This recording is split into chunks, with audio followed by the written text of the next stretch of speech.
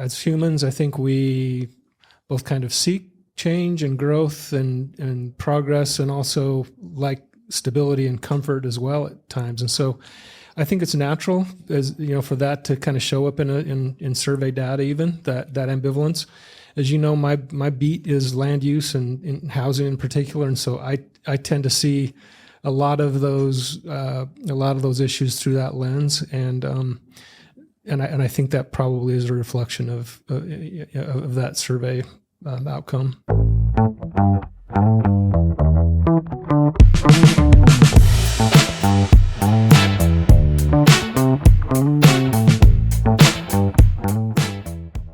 Thanks for being here. Thanks for being on time. I am typically late, so I appreciate all those people that are always on time. But as people come in, if you want to just remind them, we're going to actually record a live podcast today.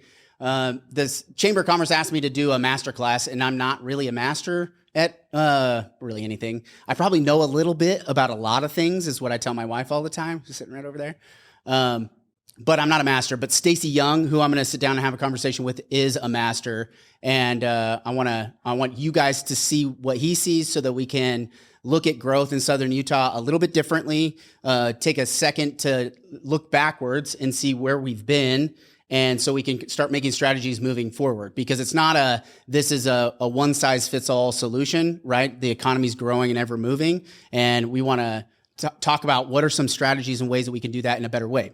So if you want to get out your phones, if you don't follow the podcast already, whether it's Apple, iTunes, Spotify, YouTube, whatever you listen to or watch online, find us. It's 435 Podcast. You can find us anywhere, and subscribe and follow. We're going to talk about Southern Utah things, whether it's politics, business, real estate, the ideas that we're going to educate through long format conversations with really smart people that are littered throughout our county that know a lot about a lot of different things that we deal with on a day-to-day basis. So we're going to talk to Stacy Young today. I'm going to get you guys up to date with the brief history of what we kind of already know going into the conversation.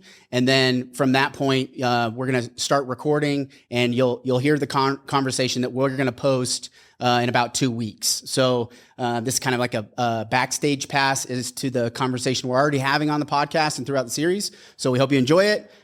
Please remember just to stay quiet, so that way the recording sounds good. So when people are listening to it while they're vacuuming, they have good sound and audio and can understand. So 435 Podcast, here's the brief history.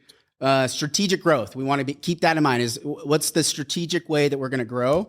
So what are the things that we should be looking at?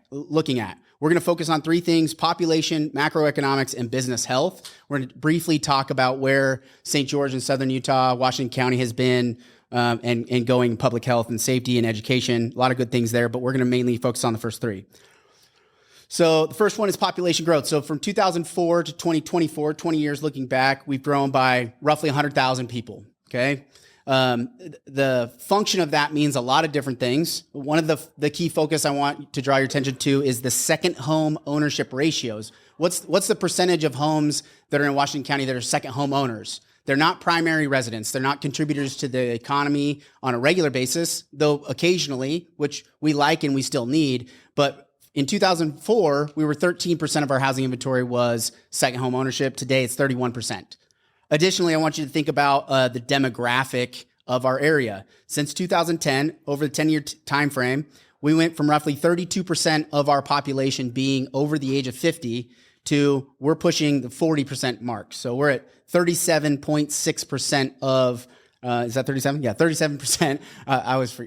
Numbers. 37% of our population is 50 years and over. And additionally, our youth is shrinking. So the ages 19 and younger, we went from 24% from 5 to 19 to 21% of our mix. And the 0 to 4-year-olds were down to just 5%, 5.8% of our demographic is kids. And that's the future of Southern Utah, right? And the idea, just like any contributing member of the community, we want to invest in where we live and give it to the next generation. This is the image you can't see right here, is an economic breakdown of Southern Utah. So what are the industries, right? We're going to look at the macroeconomics of this. What are the industries that make up our GDP, the production, the actual economic output of the community? We're far more diversified today than we were in 2004. The diversification is really important for our future as well, because that's going to give us that stability to be able to take on the next challenges over the next decade. Household median income, taxable sales, just some fun facts here that, you know, people don't quite understand or look at all the time. But median household income, I think this is important. We've gone in 2008, $50,000 is a combined household income, and today, just in January, it was $75,000 if you round up, right? If we're generous, so that's not a big income jump. However, the median home value has gone from the middle number of the sale in the year of 2008 was $229,000, and today it's $520,000. And you couple that with interest rates, you can understand, hey, we're having an issue. There's real issues with housing. Okay, business health. You know, what are actual private businesses doing in Southern Utah? 2007, the weekly wages. Oh, I didn't fix this. It's not $575,000 a week. That wouldn't make any sense, right? Because if that was true, none of us would be here doing this thing. Okay, it's actually $575 period, right? Just $575 per week is what private companies are paying their employees on average. In 2007, we've added I laugh because I think $336, I just think of like car payments and just eggs. Like that $300 is gone, right? So for us to make that small progress on the private side, I think is important, but I do know that number is also changing fairly rapidly. That there's a long tail in there of an economic recession that we had to weather through, and we're out of that. So looking towards the future, how are we going to continue to drive wages? Because that's the other part of affordable housing. Unemployment, we've gone up, we've gone down. They've changed the rules. It's a hard number to really track and really have a strong understanding of because of the current economy, but it's something we look at. Workforce, we've added 51,000 humans working and contributing to the local economy in the last 20 plus years, which is good. County personal income, we won't talk about that. TRT, so transient room tax, the tax revenue that they're getting from vacationers, tourism, right? So in 2004, it was 1.4 million. In 2023, 15.2 million. It was a hockey stick. We started making more money than I think they really thought was going to happen in Washington County. And this is a direct impact on our economy. This is to those businesses, but it's also, there's a cost to that, right? Is roads and traffic and those tourists, there is a toll. And what can we use that money for is a totally separate topic, but I want you to be thinking about that as well. And we're going to briefly talk St. George Regional, used to be Dixie Regional, massive hospital, been great over the last 20 years. Revere Health, we have competition in the marketplace, which is great. Rocky Vista University, we have education and medical all in our county. Huge leaps over the last 20 years, very notable. And then education, we have a very unique education setup. That blank one is... this is Dixie Tech. Obviously, you would never know that. Okay, so Career Tech High School, right? So from high school to the technical school to the university, over the last 20 years, this is a massive leap for our economy when you look back from 20 years even after that. So if you were in 1980 thinking about St. George, this thing was like, oh, I wonder if we could ever have this thing, right? This is a great opportunity for that young population that's not coming here. So we got to figure out a way to get there. Okay, so with that being said, Stacy Young, Governmental Affairs Director with Southern Utah Home Builders Association, land use attorney, a real technical, like a tactician, somebody who puts this into practice. How does all this stuff connect? Looking at it from a 30,000-foot view. He also sits on the Southern Advisory Council to the Colorado River Authority. This is a massive topic and one that's not really heavily covered at the moment, but there's negotiations for how much water we're going to be able to get from the Colorado River, and not just Utah, but it's the entire compact. And having an advisor on that council, to me, says that you're super smart, and I'll listen to whatever you tell me, man. So with that being said, we're gonna jump into a conversation. We're gonna connect this rapid growth to housing and figure out how do we understand it. So without further ado, Stacy Young, thank you for coming in.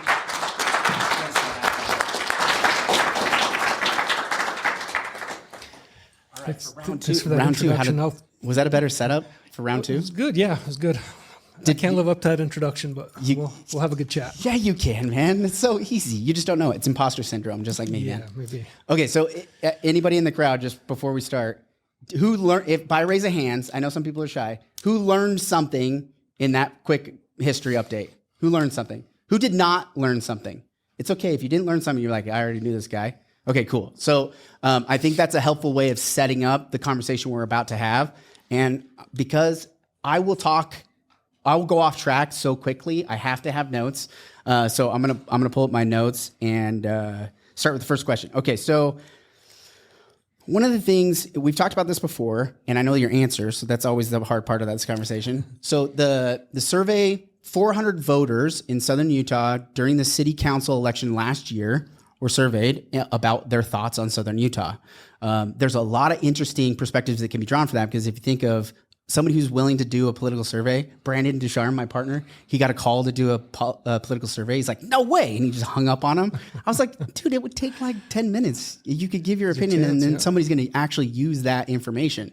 So the type of person to actually answer that is somebody with an opinion. And I think it's valuable to hear those people, because some of those people don't get up to city council. Yep. You know, they are comfortable sharing their thoughts in that setting, but they're not in other ways. And there's two big takeaways I got from a big list of survey questions. But one was, when the question was asked, do you feel like the community is headed in the right direction or the wrong direction? 57% of the community says we're headed in the right direction. And in just following, questions, a few questions later, in how St. George City is managing the growth, a vast majority of them said they're not doing a very great job at it, right? And so we're going in the right direction, and at the same time, we're not doing a good job at it. So it's an interesting thought. And so to open up the conversation is, what are your thoughts on that? And how do we talk about bridging the gap between expectations of people and where we're at right now with the economy and growth? Yeah, I think that's a kind of an astute thing to tease out of that survey, that ambivalence that I think shows up in the answers to those two questions. And I think that's pretty normal. I think, as humans, I think we both kind of seek change and growth and progress, and also like stability and comfort as well at times. And so I think it's natural, as for that to kind of show up in survey data, even that ambivalence. As you know, my beat is land use and in housing in particular, and so I tend to see a lot of those issues through that lens, and I think that probably is a reflection of that survey outcome. So when making decisions, right, if the community, right, if like St. George, whether it's a city council member or it's a one of the city leadership, right, has some control over this, but not a ton of control over this, does it seem like they're going to default to the ones that are upset? Do you think it changes because there's that ambivalence, and it's like, no matter what I do, it's going to be right or wrong? Do you think that affects the way they make decisions in planning and zoning and stuff like that? Yeah, I think there's a couple of elements to it. I think the first is kind of what is kind of the state of play. What does the chessboard look like when you kind of start this, and any given city council, any given set of permanent staff, they sort of already inherit. I sometimes refer to it as the operating system of a city, the land use ordinances and the land use patterns and practices that have been sort of passed down through generations, and so that's their starting point. They're already sort of constrained by that set of rules and that game that has been established that they now have to play. Then within that context, we've set all sorts of different expectations about what's reasonable and unreasonable in the way our cities evolve. And so when that starts to change and we experience growth, and we go sort of one, say, zoning application at a time, that's going to get a reaction from folks. And we know that empirically has been studied at length. The sort of opinions that are expressed in those hearings are not really representative of the whole community. I've yet to present to a renter, for example, as a planning commissioner or a city council member. You rarely have renters show up. That's that constituency. Those folks that are working two jobs or the single parent, they can't make it to a hearing on a Thursday night at 7 p.m. And it's unreasonable for us to expect them to do that. but that's the game that we've established, and so that also plays out in some pretty predictable ways. Yeah, that's interesting because we didn't talk about this last time, but trying to think about, okay, if I'm getting elected, first I get elected and I potentially have no idea what the job actually requires of me. And if I'm on the planning commission, or that even might be true of going work for the cities, where like, well, I saw a job at the city and I figured I'm just going to apply and see what it is. And then they're like, okay, here's your onboarding and here's your classes that you need to take. And then this is your job, right? So there's no real thought as to, okay, how did we get to this point?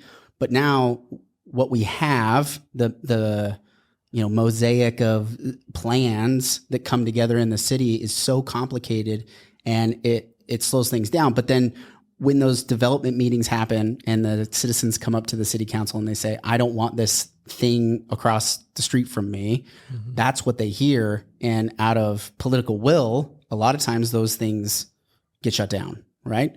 But at the same time, there's a whole nother set of dynamics at play, right? It's like deciding to present this plan at the city is also fraught with a bunch of, issues. Yeah. Does that make sense?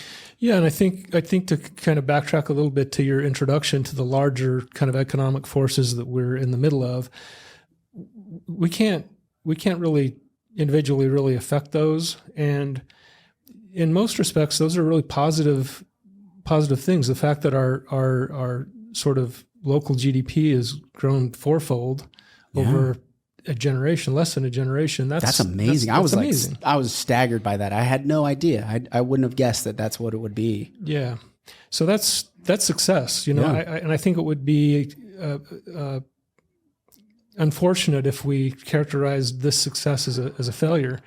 But what that brings with it is the growth pressure. And as we've talked about, when you're on in that kind of mode, you can either, and again, I'm going to take it back to housing. You can either build enough homes for folks, or your prices are going to increase. There's not really a third option. And so, and that happens sort of one zoning application at a time, one project at a time. And so it's sometimes easy to kind of lose the forest for the trees on a given Would you night. limit it? Would you limit that though to just the result is higher prices?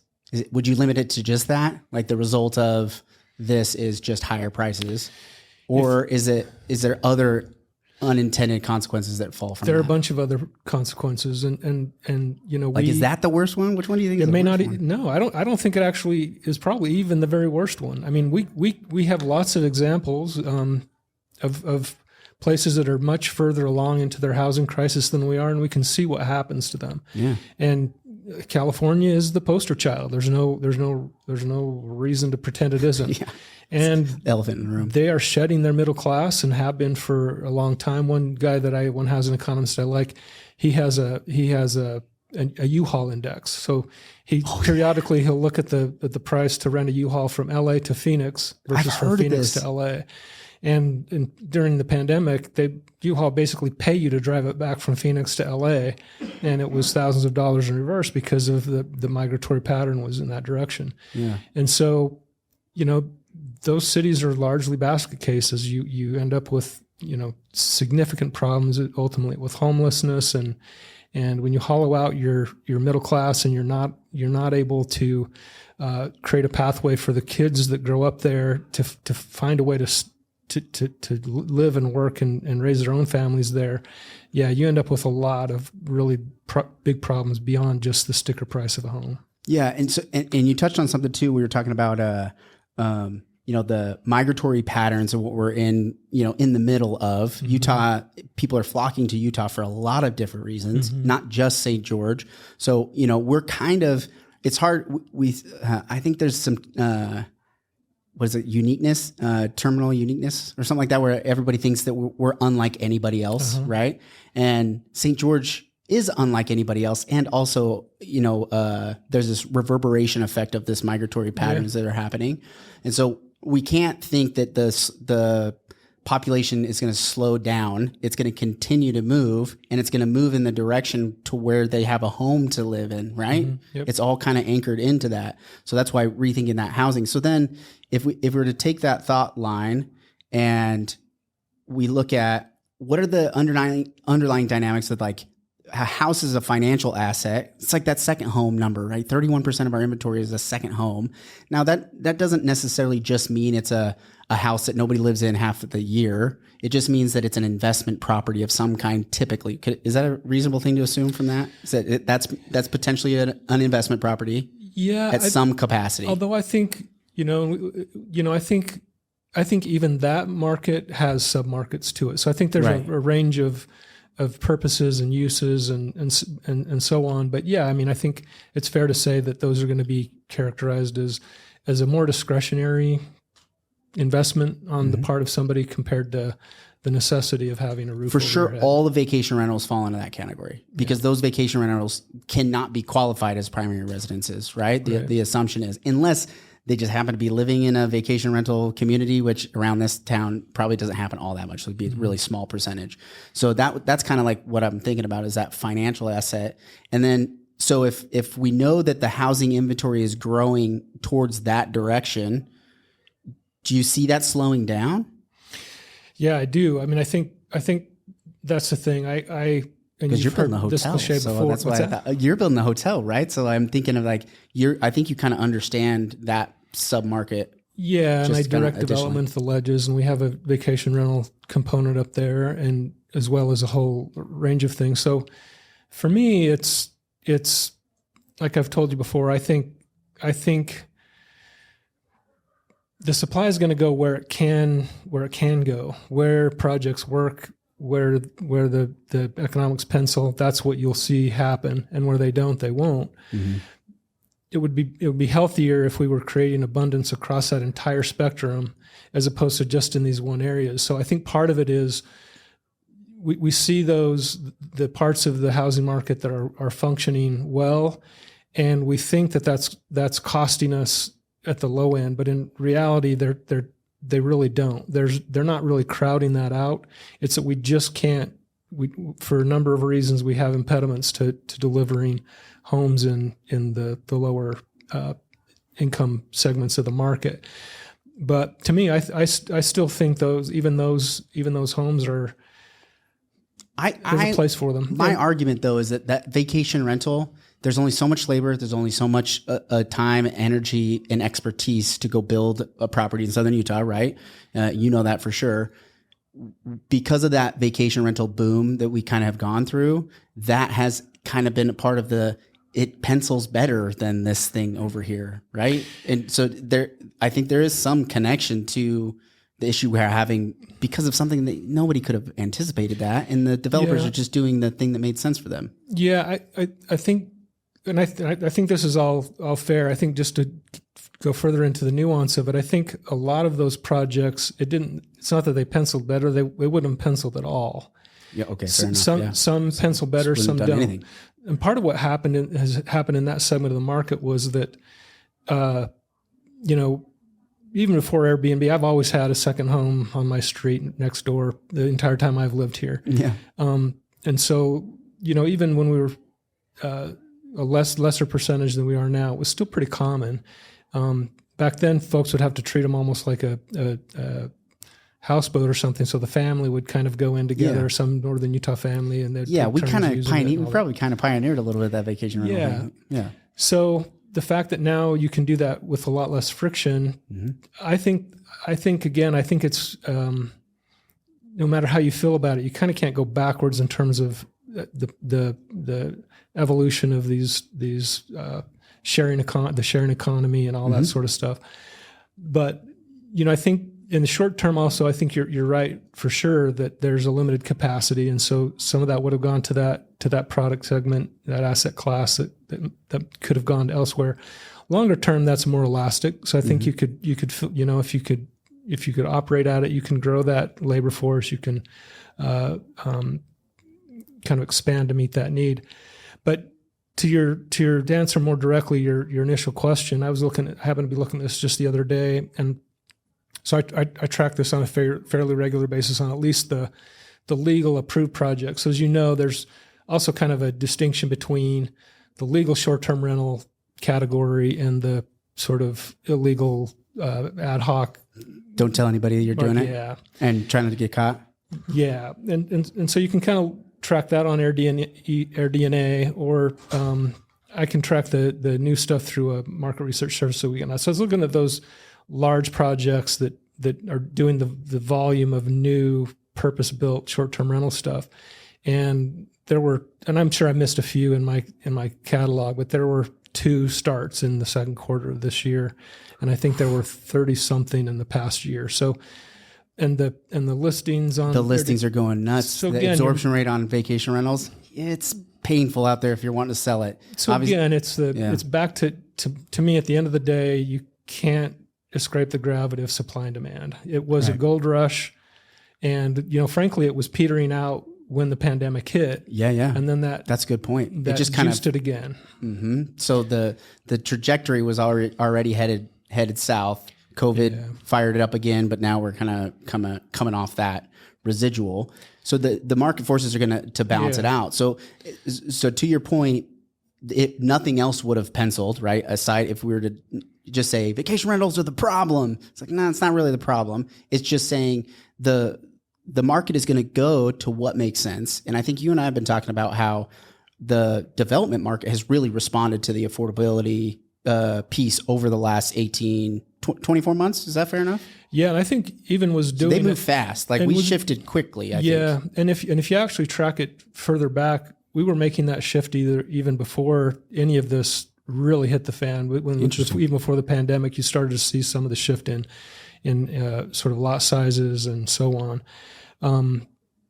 But yeah, so it's a completely legitimate topic. I think it's an interesting one. I guess my take, to boil it down, is that by back to the market part of this, by the time you sort of respond in a really targeted way with some sort of policy change, the issue's moved on. Yeah, you've got to go back to the entire abundance agenda as opposed to like figuring out how you're going to. And you said that last time, and I think that's an important point to reiterate. So what do you mean by having an abundance mindset in housing rather than what I just did, boil it down to some financial, penciling it is the reason why we've gotten to where we are. There's no reason to do that because we're playing a defensive game kind of in a way, right? So maybe expand on that.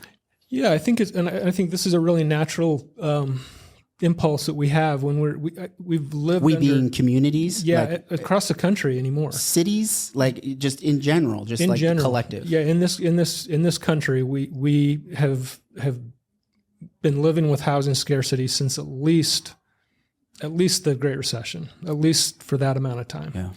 And I think over time it has started to warp our expectations around that. We've come to think that all we're getting is all we could have. Mm-hmm. And so we tend to start to then go into the housing types or the pricing or so forth that we don't like, and start to figure out, well, who's deserving of a house and at what price, and who's not. Well, that second homeowner, I don't know that they're deserving.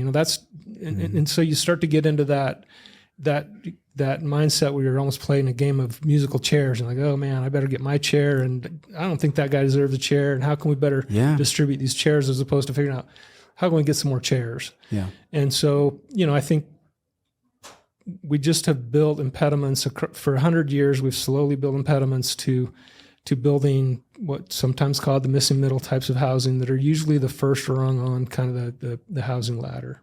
So, okay, we know housing's connected to that growth in a really impactful way, negatively, positively, all of that. So that missing middle, understanding that there's the financial incentive for developers to build new, but we can't necessarily fully build our way out of this in just brand new construction and new land, right? Redevelopment is an aspect of kind of the strategy. Is that a fair way to describe it? Yeah. So, a quick data point on that. So, the median new home price now is about $50,000 less than the median used price, and that's unheard of. That's wait, say that again. Unusual. So a median of a brand new construction is $50,000 less than an existing home. Yeah, like a resale. A resale. Yeah, I would never have guessed that. Yeah, you wouldn't guess it. And would anybody else have guessed that? You would have. These are builders right here. They're like, yeah, I knew that already. I had no idea. So builders try to meet that market. That the highest selling projects in the county are not short-term rentals. They're at that, actually below that median home price. They're relatively humble homes. They're, under 2,000 square feet. They look different. What's that? They look different than they have in the past. Yeah, our land's a lot more expensive, and frankly, preferences are not exactly the same either. Exactly. Even compared to my parents, I don't. I hoed weeds every Saturday growing up, so I don't want a big yard. I want a low maintenance yard, and it seems like the generations younger than me are even further on that direction. So yeah, it's the starter home of today is not going to necessarily look the same as it did 20 or 30 years ago, but we can do it. We can do it. So then what about that redevelopment? So going back to that, is new construction and new development is an aspect to kind of tackling some of these challenges. What about the redevelopment side? How do we kind of adjust around this framework we talked about that cities got back in the 40s, right? The late 40s, cities were given this zoning ordinance map because we're going to put everybody's going to have a house and a car and, the American dream. And suburbia started rolling out across the country, and that roadmap, that operating system, has evolved in every city and every county across the country, and now none of them look the same. Yeah. So maybe help me build off of that and kind of explain where we're headed. I'm glad you brought that up. That operating system is really built for kind of a greenfield suburban growth pattern, and so. You can go to the edge of the city and do a master plan project, and that works pretty well. It's still time intensive, very, very capital intensive. Because desert colors, like a prime example of it. Now you've got to bring infrastructure to it, and so that has a different set of challenges. It's somewhat again, still there are regulatory challenges, but they're more predictable. Mm-hmm.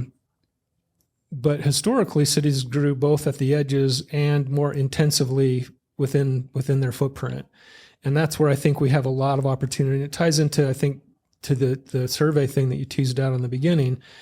When you only grow extensively, your traffic is going to get worse. It's going to be much harder to make neighborhoods complete neighborhoods, meaning having a whole variety of housing types, as well as civic uses like churches and little schools and so school, forth, yeah. And small scale commercial parks, et cetera. And so you're having to get in your car to drive everywhere. And so now everybody is, it was the dream, right? Everybody wanted a car. So we complain everybody's going to have a car. We are traffic, right? So we talk about traffic. We are traffic. But, one of the ways you can address that, and it goes into the water conversation. So some of the hottest topics for us are improved if we would allow our areas that are already built to incrementally become denser and more intense in use. Naturally, right? Not naturally, not in a forced way. Yeah. So how do you bridge that gap then? Because, I watched the city of St. George, they kind of, and I'm not saying anything negative about the process. I just watched how hard it really is to get the city council, the planning commission to look at a zoning plan, a progressive zoning plan, and say, that works, and that's the good one to go with. And it kind of stalls, and it has fits and starts, and takes really a long period of time. I think they worked on that for 2 or 3 years or something like that, which is, is building's already slow. Like that part of it we have to figure out how to get there faster. How do we balance that? How do we do that differently? Yeah, I think ultimately where it would be healthy to land is if you talk about sort of what your zoned capacity is within an area. I think it would be healthy if that was just raised in a coherent way, in a broad way, as opposed to today, and the councils and their staff, again, they're kind of in the straitjacket of the working with the operating system. Yeah, the ordinance and the zoning says this. Yeah. And so changing those is incredibly labor intensive. Yeah.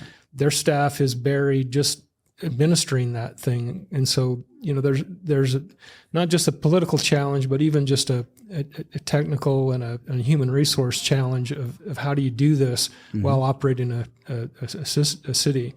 But ultimately, if you could, go from a system where today you kind of slug it out one parcel at a time with one zone change application at a time, that's very challenging for everybody involved, to one where you have a little bit more certainty and you have a little bit more ability to do on a much quicker by right basis some degree of intensification around your cores, so that adding beds, right? Yeah. Like adding rooms, adding whether it's taking a mobile home off a property that nobody really wanted a mobile home there anyway, but it's stuck there because nothing else can go there, right? Yeah. Upzoning is, you can't upzone. You have to go through the whole process of changing the zoning. And so, especially financially, because there's lending, that's a whole nother element to this, which I was talking to a couple that work for US Bank, and they watched it happen in California. And this is just after this session.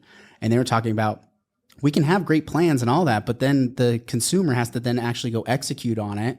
And they pass the rules that financing doesn't work. So you're just running into a dead end. So you have to have this thoughtful approach from end to end and be thinking about all those tools. It's tough to do. So the expectation of the cities wouldn't be able to do that. That's why they got the template in the first place.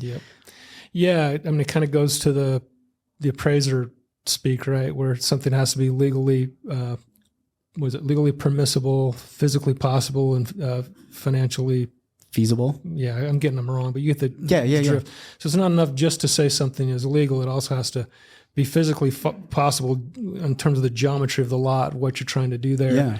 And eventually the numbers have to work. Have to work. Well, what else did we miss in this conversation? I feel like we were able to compact it a little bit more in the time that we have. Did we miss anything? Yeah, I think. What are we doing on time? 13. Cool. So we got 13 minutes.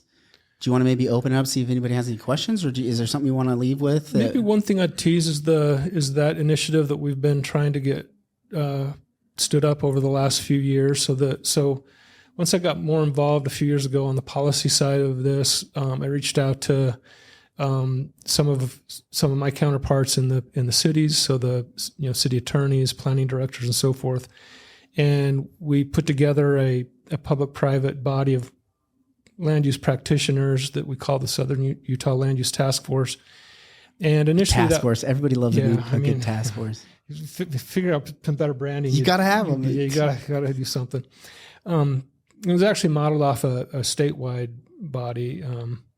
But anyway, the gist of that was to get together and at least start to harmonize these operating systems a little bit, so that the zoning in Hurricane isn't radically different from St. George and so on. And as those conversations evolved and the housing situation has gotten worse, we've started to think more aggressively about how we might more fundamentally reform the way we do housing and land use here. And so in the next few months, some of that is going to start to either get traction, or we'll go back to the drawing board. But just to, and that's just the thing that I think the thing that, because it's something that you and I know, but not everybody listening knows, is that going back to the drawing board, we have to stop going back to the drawing board. I think the idea that we have about testing some things out, right? You have almost such a 21st century thing, right? Like an incubator of ideas and saying, okay, let's try this thing. We're not fully committed. We don't know if it's going to 100% work, but can we try this? Knowing all the stuff that we know. We've watched California do it right and then do it wrong and then do it right again and then do it wrong. What can we use to be able to not keep going back to drawing board until we know where we failed? So if we failed, then we go back to the drawing board. But if we don't try something and keep trying something new, it's not going to help us, because once we build it, one of the city council members in Ivans said this, and it's interesting coming from that person, because Ivans does not want anything new except for a house, and a really beautiful, expensive house. Like if it's not a really beautiful, expensive house, they don't want anything else there. And that's not, I'm not saying a negative. I live there and I actually love Ivans because of that thing, but Ivans is connected to Santa Clara, is connected to St. George and Washington, right? It is a greater community that we have to, collectively decide what does our future look like. And once we build it, that's what we get until a really long time from now when redevelopment actually financially makes sense, right? And so we want to get it right moving forward. We want to continue to get it right because we've got it right in a lot of ways, but housing, we haven't quite figured out the perfect mix yet, I think. Do you agree? Yeah. I respond with a couple of things. I think exactly what we're trying to do. There's economists will talk about sustaining innovations and disruptive innovations. And so most of the energy around zoning reform has been sustaining innovations. Let's go back to the drawing board and tweak. We're saying no, what we actually need to do is start with a blank sheet of paper and quickly build something that's much more flexible that we can take for a test drive, see how it works without necessarily abandoning the existing structure that you've built. That's a good. I appreciate you clarifying. Let's build another channel. Let's build an incubator, a sandbox for us to try out and see if we can open some things up that way. I think the second thing I'd respond to is that part of the reason we get so anxious about taking a misstep is because so much of what we do is done at a really large scale. So if you think about, a 200 unit apartment complex, yeah, you're going to really wring your hands about that because it's going to be there for a long time. What we're trying to do is allow for much more granular, small scale development.